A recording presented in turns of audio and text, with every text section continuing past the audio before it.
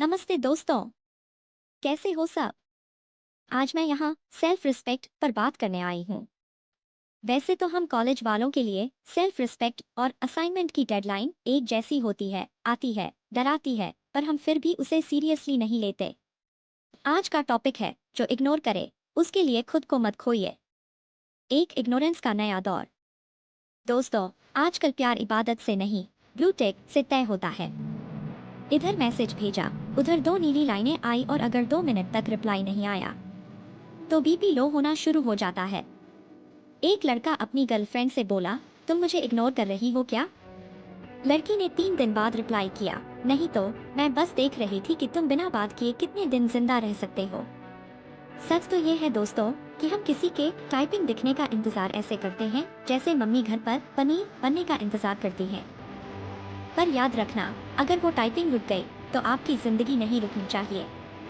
तो खुद को दोष देना और हमारी मासूमियत। जब कोई हमें इग्नोर करता है तो हम लड़कियां जासूसी में सीआईडी को भी पीछे छोड़ देती हैं।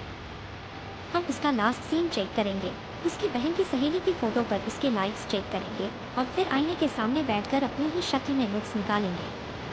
अरे भाई, खुद को क्यों कोसना? एक बार एक लड़के ने मुझसे कहा, मैं तुम्हारे बिना जी नहीं सकता। मैंने कहा, भाई ऑक्सीजन सिलेंडर बनूं क्या?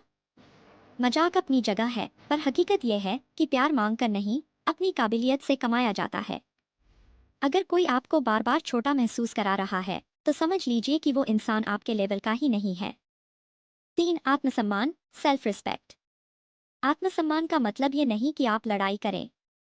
इसका मतलब है खामोशी। जहां आपकी वैल्यू न हो वहां से ऐसे गायब हो जाओ जैसे ग्रुप स्टडी के नाम पर हम सब सिलेबस से गायब हो जाते हैं। कॉलेज के ये दिन दोबारा नहीं आएंगे। करियर बना लिया तो लोग आपके पीछे आएंगे, और अगर किसी के पीछे भागते रहे तो सिर्फ बैक आएगी, एग्जाम वाली। 4. बाहर निकलने का मंत्र। इमोशन ट्रैप से बाहर निकलने का सबसे अच्छा तरीका क्या है? खुद को बिजी रखना। जब वो इग्नोर करे तो आप उसे इग्नोर मत करो। आप अपनी लाइफ को एक्सप्लोर करो। जिम जाओ, लाइब्रेरी जाओ, भले ही वहां जाकर सो जाओ, पर जाओ, नए दोस्त बनाओ। याद रखना, आपका दिल कोई डिस्काउंट सेल नहीं है कि कोई भी आए और कचरा भाव में ले जाए। आप लिमिटेड एडिशन हो, अपनी चमक फीकी मत पड़ने दो। अंत में बस इतना ही कहूंगी, जो आपको खोने से नहीं डरता उसे आप पाकर भी क्या करोगे? अपनी मुस्कान किसी ऐसे इंसान के हाथ में मत दो जिसे उसकी कदर ही न हो। आज अगर कोई इग्नोर कर रहा है तो करने दो। आप बस इतना याद रखो, हम अपनी लाइफ के हीरो हीरोइन हैं, और साइड रोल वालों के लिए हम फिल्म नहीं रोकते। बहुत बहुत धन्यवाद। अपनी कदर कीजिए, क्योंकि आप जैसा कोई दूसरा नहीं है। फ्रेंड्स, मैं आपको एक कहानी सुनाती हूँ, खाली कुर्सी और गोल्ड मेडलिस्ट। एक बार एक बहुत ही नामी कॉलेज में एक प्रोफेसर ने अपनी क्लास में एक अजीब सा टेस्ट लिया। उन्होंने क्लास के बीच में एक पुरानी टूटी फूटी लकड़ी की कुर्सी रख दी। प्रोफेसर ने ब्लैक बोर्ड पर लिखा, इस कुर्सी को देखकर साबित करो कि यह कुर्सी अस्तित्व में ही नहीं है। This chair doesn't exist. पूरी क्लास पागलों की तरह लिखने लगी। कोई क्वांटम फिजिक्स लगाने लगा, कोई फिलॉसफी के पन्ने भरने लगा, और कोई इल्यूजन भ्रम पर लंबी लंबी थ्योरी लिखने लगा। सबने 5 से 10 पन्ने भर दिए, लेकिन एक लड़की थी जिसने सिर्फ 2 शब्द लिखे और अपनी कॉपी जमा कर दी। जब रिजल्ट आया तो उस लड़की को A+ ग्रेड मिला और वही टॉपर बनी। जानते हैं उसने क्या लिखा था?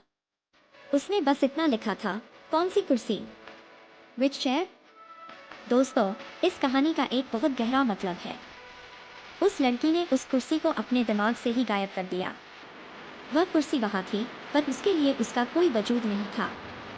हमारी कॉलेज लाइफ में भी कुछ चेयर्स ऐसी ही होती हैं। कुछ ऐसे लोग जो हमें इग्नोर करते हैं, जो हमें नीचा दिखाते हैं, या जो हमें यह महसूस कराते हैं कि हम उनके बिना कुछ नहीं हैं। हम क्या करते हैं? हम पागलों की तरह पन्ने भरते हैं, उन्हें अपनी सफाई देते हैं, उनके पीछे भागते हैं और साबित करने की कोशिश करते हैं कि हम अच्छे हैं। पर उस लड़की की तरह बनिए, जो आपको इग्नोर करे, जो आपकी कदर न करे। जब आपसे कोई उसके बारे में पूछे तो आपके चेहरे पर एक बेपरवाह मुस्कान होनी चाहिए और आपके दिल में एक ही सवाल होना चाहिए, कौन? मैं तो किसी ऐसे इंसान को नहीं जानती। जिस दिन आपने ऐसे लोगों को अपने दिमाग में अस्तित्वहीन, नॉन एग्जिस्टेंट मान लिया, उस दिन आप लाइफ के टॉपर बन जाएंगे। कॉलेज के ये साल खुद को साबित करने के लिए हैं, किसी और को सफाई देने के लिए नहीं।